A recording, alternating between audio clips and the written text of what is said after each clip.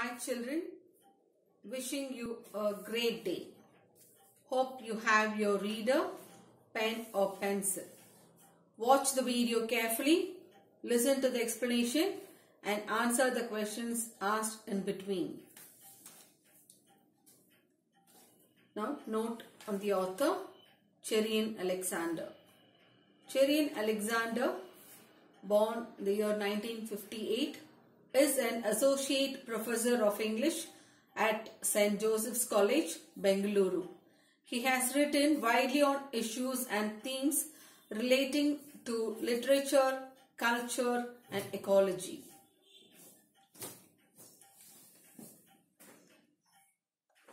Synonyms: consumerism, the belief or practice which supports and encourages the buying of products and services. Posh, informal, fashionable and expensive. Ironic, a statement which conveys the opposite of what it is saying. Globalize, develop or operate worldwide.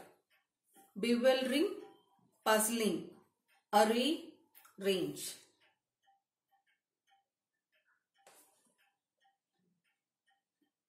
If you were left with a choice of selecting antonyms: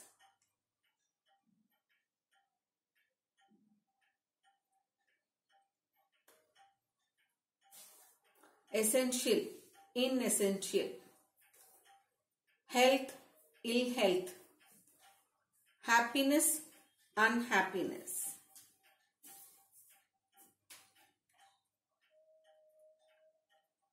If you were left with the choice of selecting one of the two options listed below, which would you opt for and why? Tender coconut, water or Pepsi or Coca-Cola? Bhel puri or burger? Working in India or in America? Chapatis with Indian veg dish or pizza? Fine. Let me tell my options and the reasons why I do opt for it. First, I opt for tender coconut water. It is really a good source of several nutrients, have benefits against diabetes. Prevent kidney stones, support heart health, reduce blood pressure, delicious source of hydration, all that. So I opt for tender coconut water. Next, bhel puri or burger. According to the nutrition experts, while burgers are good sources of protein, iron and vitamin B12, they come with a lot of problems. On the whole, bhel puri is a healthier snack option compared to many of the fried and refined snacks sold in ready-to-eat packets. Working in India or in America. There are quite a lot of reasons for working in America.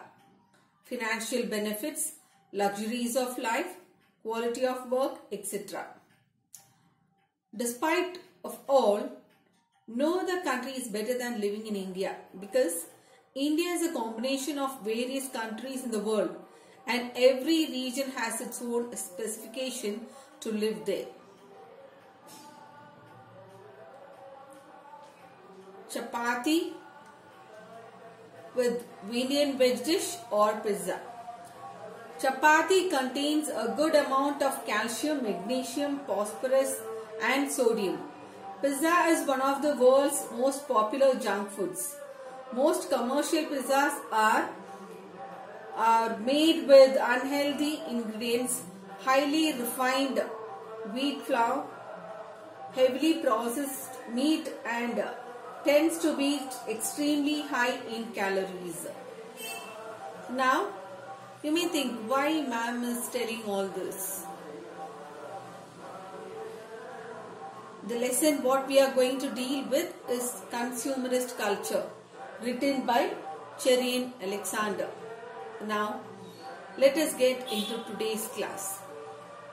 This lesson is an essay on the mindless consumption that characterizes our lives in this globalized 21st century. Consumerist Culture, written by Cherian Alexander. The synonyms in this particular point. Consumerism, the belief or practice which supports and encourages the buying of products and services. Posh, fashionable and expensive. Ironic, a statement which conveys the opposite of what it is saying. Globalize, develop or operate worldwide. These are the synonyms of this particular point. 2 months ago, I came across an advertisement put out by a posh shopping mall for bargain shoppers. In a band at the top of the ad were the words, "Shop till you drop." Explanation. The writer says of an advertisement that he came across 2 months ago, which was put out by a posh or very elegant or fashionable and expensive or luxurious shopping mall for the people, those who go for shopping. Why is it said bargain shoppers?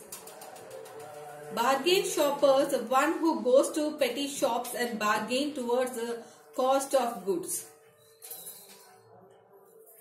2 or 3 decades means a period of 10 years before, it was so that we feel contented when we go for purchase only when we bargain with the shopkeepers and buy the products. So to attract such kind of bargain shoppers, there was an ad in a band, a long narrow band, and at the top of the ad were the words, "Shop till you drop." The writer refers to the catchy phrase, "Shop till you drop" in the ad, and the meaning intended by the advertisers is that people can shop till they either run out of money or become tired. A question now. What is the meaning of "shop till you drop"? Shop till you drop means either they run out of money or become tired. I couldn't help noticing what an apt and ironic summing up this was of the media-driven mania of mindless consumption that characterizes our lives in these dawning years of the globalized 21st century. Explanation. The writer couldn't stop noticing that concise, that short description clearly given in few words, "Shop till you drop." He couldn't help appreciating that perfect and ironic information. What is an irony? The use of words to express something other than and especially the opposite of the literal meaning. These advertisements are the tactics of the media, which are the center of the attraction and grabs the attention of the public, which creates a kind of mental illness, that is to act to what you feel without a second thought, to listen to your mind. Our mind is preoccupied there with by those ads, and we consume the products of what we have often seen or heard. So these coming up years of the 21st century, our lives are characterized and decided by these kind of business advertisements which has been developed to operate worldwide.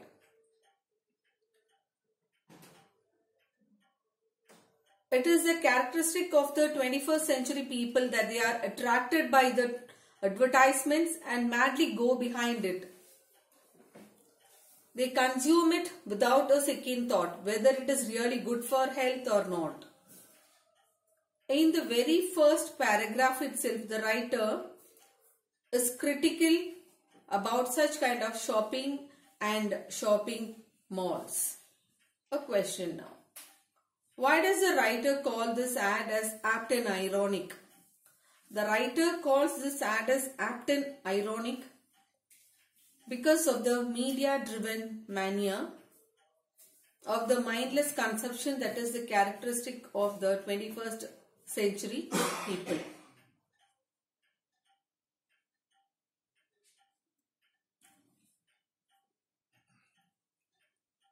The make-believe merchants. Never before in human history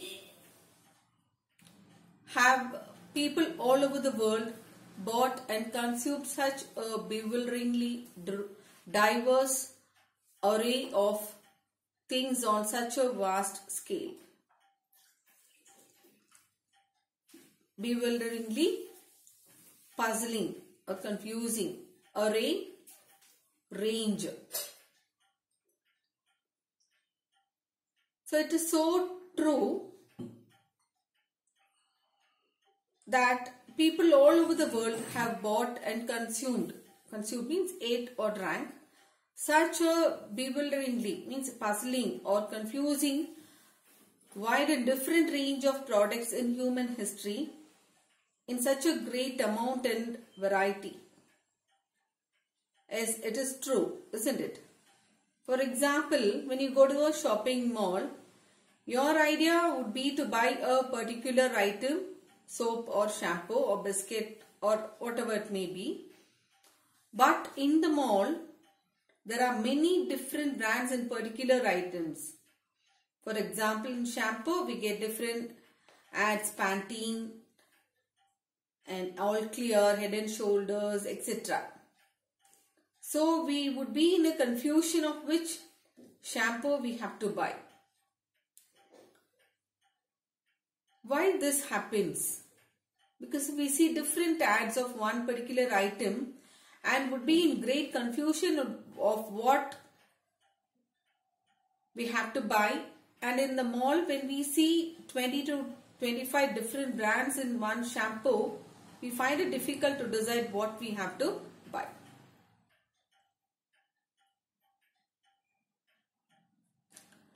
And the surprising thing is that most of the merchandise is absolutely unessential to human health and happiness. Explanation. So, the most surprising thing in that is most of the merchandise means goods for sale. Most of the merchandise goods that are sold are definitely unnecessary or not good for the human health and brings no happiness to humanity. Most of the goods for sale are unhygienic and not much important for the humanity. It is not healthy for humanity.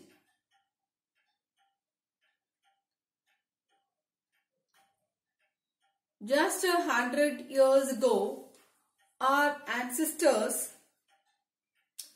would have found it hard to believe that artificially colored, flavored and sweetened water would be sold in billions of plastic bottles and aluminium cans as a thirst-quenching drink.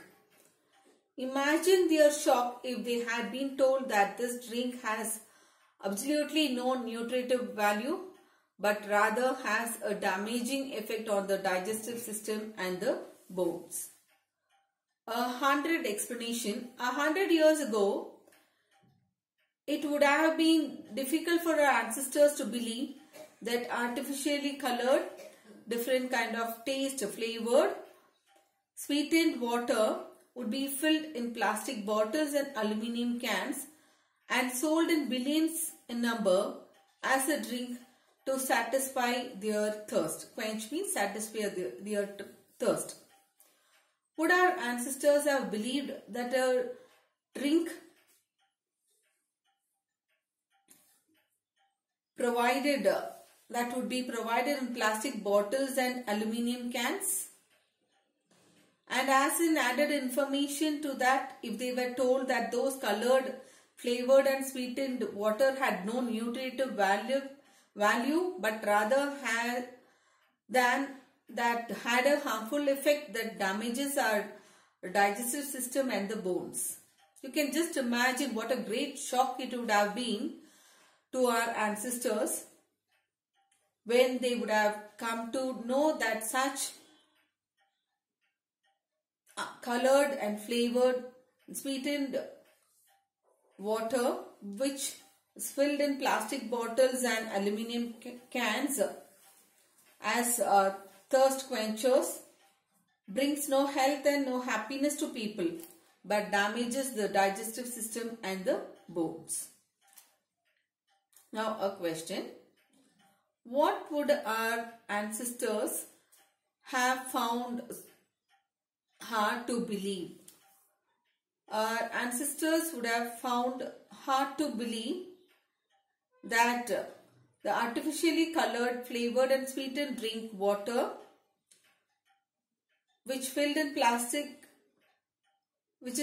plastic bottles and aluminium cans as thirst quenchers brings no health and no happiness to human but damages the digestive system and the bones.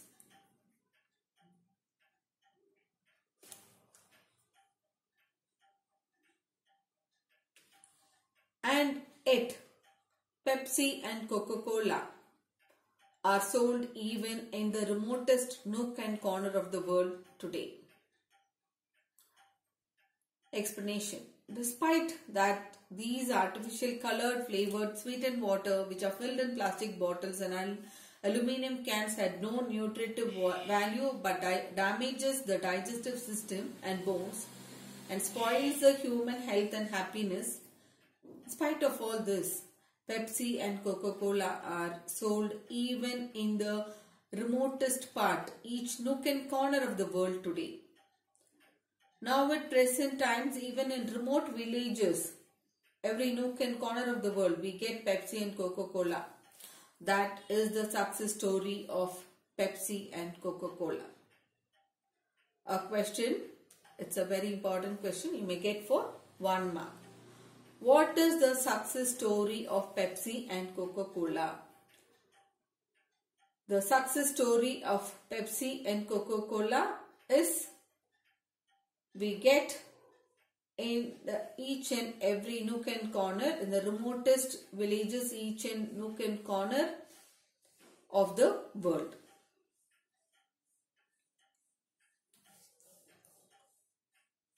These sellers of colored sweetened water are giant multinational corporations with revenues measured in billions of dollars, bigger than the combined GNP of nearly a score of the world's poorest countries. So these sellers of these soft drinks, Pepsi and Coca-Cola, etc., the colored, flavored and sweetened water are the great multinational corporations. These multinational corporations pay a very huge amount of tax for the government. The tax received by these multinational corporations are billions in dollars. The amount of tax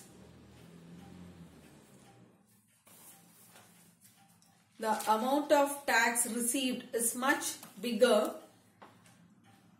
than the combined GNP, gross national product, received from nearly a score. A score means a group of or a set of 20 of the world's poorest countries. The tax received from the soft drinks, the multinational corporations, are bigger than the amount received from the world's 20 poorest countries.